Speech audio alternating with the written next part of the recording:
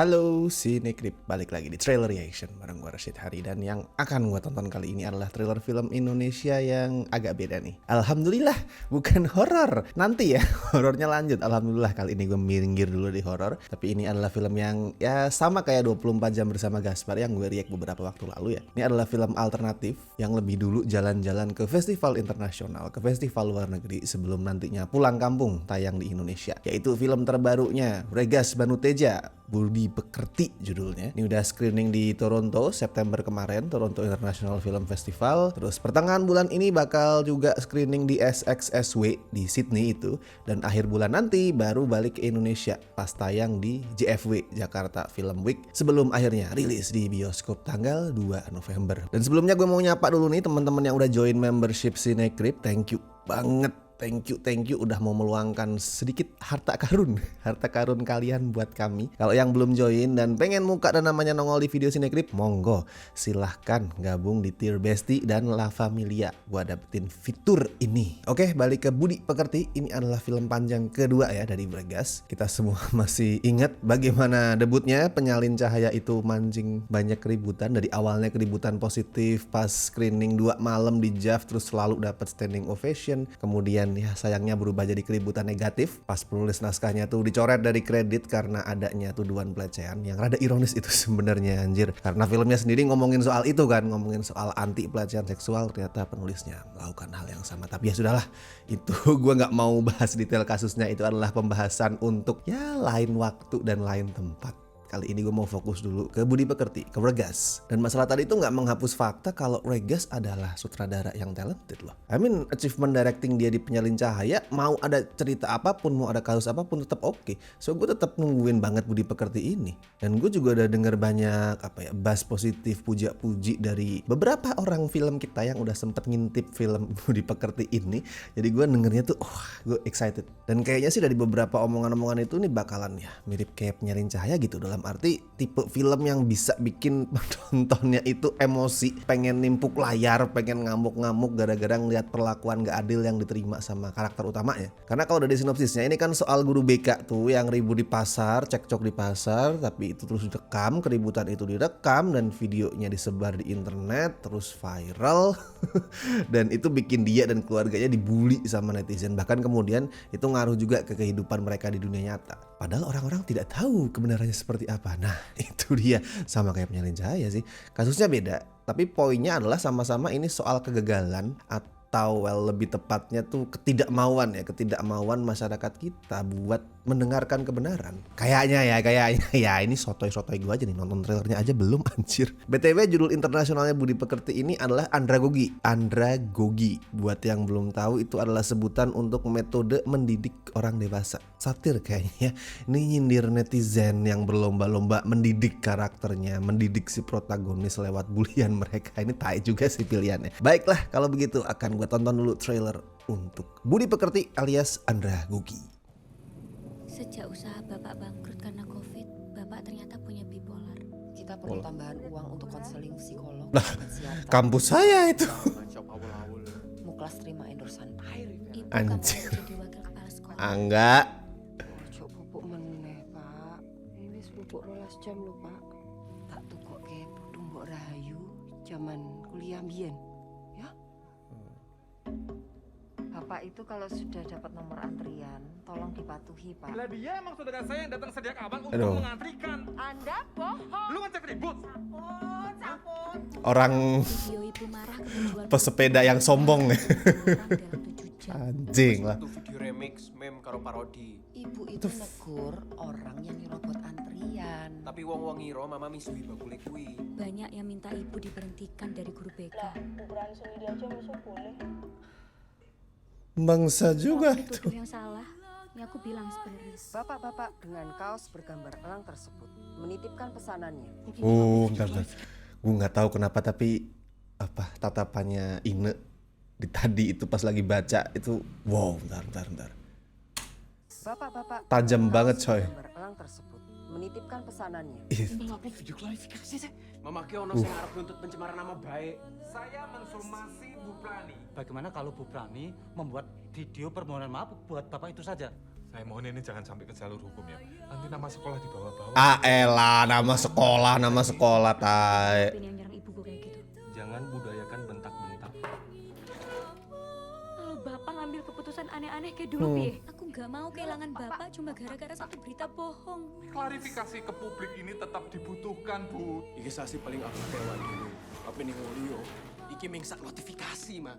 Oh, betul. Ibu kudu minta maaf apa? Tuh. Buat orang lain tuh cuma satu notifikasi.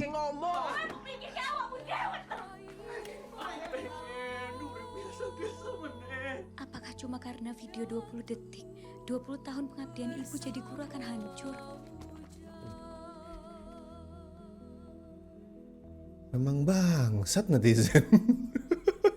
Ya, kayak gue bilang tadi ya, sepertinya ini bakal bikin gue pengen masuk ke layar buat nampolin, buat mukulin netizen yang ngebully karakternya Ina Febrianti. Goblok netizen. Nonton trailernya aja gue udah kesel anjir udah. Aduh, sabar. Oke. Baru trailer. Belum film kawan-kawan. Nanti gue film maju ke depan bioskop nih. Dan beberapa elemen di penyalin cahaya itu tadi masih bisa kita temuin ya di sini. Soal korban yang malah suruh bikin video klarifikasi, soal sekolah yang bukannya membantu atau mencoba berpikir dengan cerdas tuh malah menyudutkan. Mungkin hal-hal itu sih emang yang jadi keresahan terbesarnya Bergas. Gue nggak tahu ya pengalaman hidup dia kan. Tapi mungkin beberapa hal yang udah muncul di penyalin cahaya, muncul lagi di Budi Pekerti inilah yang sebenarnya paling mengganggu di hatinya si Bergas. Kayak gimana sekolah tuh udah gagal menjalankan tugas utama dia, tugasnya karena cuman mentingin nilai akademis sama reputasi, akreditasi. Nah mungkin itu sih keresahan terbesar dia selama ini. Tapi ada beberapa scene yang sebenarnya kalau dilihat sekilas agak over the top sih. Pas Prilly marah terus mukanya tuh disorot kamera HP sama shot penutupnya pasti Ine tuh dikerubutin murid-muridnya kayak apa ya, a bit too much maybe. Tapi itu gue paham sih, itu kesan yang muncul karena ini adalah trailer. Kita tuh belum tahu detail konteks situasinya kayak gimana, kita belum tahu nanti pemandangan apa yang muncul sebelum dan sesudah adegan-adegan itu, kita nggak tahu jahitan per adegannya seperti apa, kemasan estetika yang lain kayak gimana, kita belum tahu. Di filmnya nanti malah bisa jadi itu pemandangan-pemandangan yang emosional, bisa jadi. Semoga ya, semoga. Sama aktingnya sih yang gue nungguin banget. Gue lupa nih baca atau denger di mana, tapi gue inget Bergas tuh sempat menyampaikan kalau di sini approach dia tuh agak beda dibanding Penyalin Cahaya misalkan atau film-film pendek dia. Di sini dia mau lebih simple directingnya, mau lebih fokus ke ngasih spotlight buat acting para castnya. Tuh gue inget dia pernah ngomong kayak gitu, dan gue yakin nih para castnya bisa menjalankan peran itu dengan baik karena yang ngelit Ine itu bisa bikin penonton terikat banget secara rasa ke karakternya dia. Makanya tadi gue bilang tuh pas adegan simple dia baca terus lihat ke arah kamera tuh kayak tajam banget. Itu aja adegan simple itu gue udah terikat sama dia. Tatapannya tajam. Dan kalau lu ingat itu adalah salah satu penerapan prinsip yang pernah diomongin sama Gary Oldman kalau nggak salah. Acting lu harus belajar untuk lihat ke kamera tanpa berkedip. Nah Ine melakukan itu tadi. Karena kalau lu nggak kedip itu lu akan bisa lebih mudah menggait atensi lawan bicara lu. Atau dalam konteks ini lawan bicaranya adalah penonton. Aktornya nggak kedip, penonton lebih bisa terikat ke dia. Terus juga ada Prilly yang belakangan tuh makin meningkatkan kualitas dia, sama Angga ya, yang tampil beda. Dia jadi jamet, terus naikin berat badan kalau nggak salah sekitar 10 kilo ya, kalau nggak salah, correct me if I'm wrong. Nih kesempatan sih buat Angga buat nunjukin ke orang-orang yang selama ini nganggep Doi itu cuman modal ganteng. Gue tahu selama ini kalau Angga tuh punya kualitas. Di Dua Garis Biru lumayan oke, di Menjeru Raden Saleh dia charming, tapi ini kesempatan lah buat membuktikan ke orang-orang yang masih ragu kalau dia itu sebenarnya punya range yang lebih luas. Sama gue punya satu feeling. Dwi Sasono kan kelihatan pasif ya, karena karakternya tuh punya gangguan psikis diceritain dari bipolar gitu. Kayaknya sih nanti sepanjang film dia emang lebih banyak diem di background, mungkin mengawasi, melihat. Nah feeling gue porsi dia tuh nanti akan besar di sekitar third act lah. Itu jadi salah satu amunisi buat mengaduk-aduk emosi penontonnya. Itu feeling gue sih. Mari kita tunggu juga apakah Budi Pekerti ini bakal jadi perwakilan Indonesia ke Oscar tahun 2025. Karena 2024 kan udah ya autobiografi tahun depan tuh. Nah, apakah akan jadi wakil kita di 2025?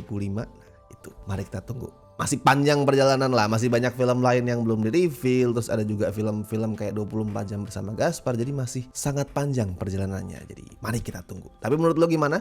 Setelah melihat trailer Budi Pekerti ini, apakah lo yakin kalau ini akan jadi satu lagi achievement yang keren dari Bragas? Silahkan share itu di kolom komentar. Dan pesan gue gini sih, ini emang di kalangan moviegoers, di kalangan cinephile gitu ya, bassnya gede, hype-nya gede. I mean ini filmnya Regas, tayang di Toronto dan lain-lain. Tapi tetap di kalangan penonton awam, ini kan bukan film yang ditunggu-tunggu, bukan film yang mereka tahu gitu. Jadi tetap nih, lu jangan mikir ini filmnya banyak yang nungguin kok, pasti rame lah nanti santai. Enggak, tetap tonton di hari pertama, paling lambat tadi kedua deh, karena ini film alternatif, akan sangat cepet hilang kecuali tiba-tiba ada word of mouth yang gede banget, yang rame banget, terus jadi sleeper hit. Tapi buat amannya lu tonton secepat mungkin. Oke, alright, kalau gitu seperti biasa gue ingetin jangan lupa like video ini, subscribe Cinecrip, dan buat yang pengen ngebantu kami dengan kasih donasi seikhlasnya seperti biasa bisa klik tombol super thanks di bawah dan juga join membership Cinecrip. Semoga itu benefitnya bisa memberikan kepuasan bagi Anda semua. Oke, anjir kepuasan. Oke lah kalau gitu, gue Rashid Hari, sampai ketemu di trailer reaction berikutnya.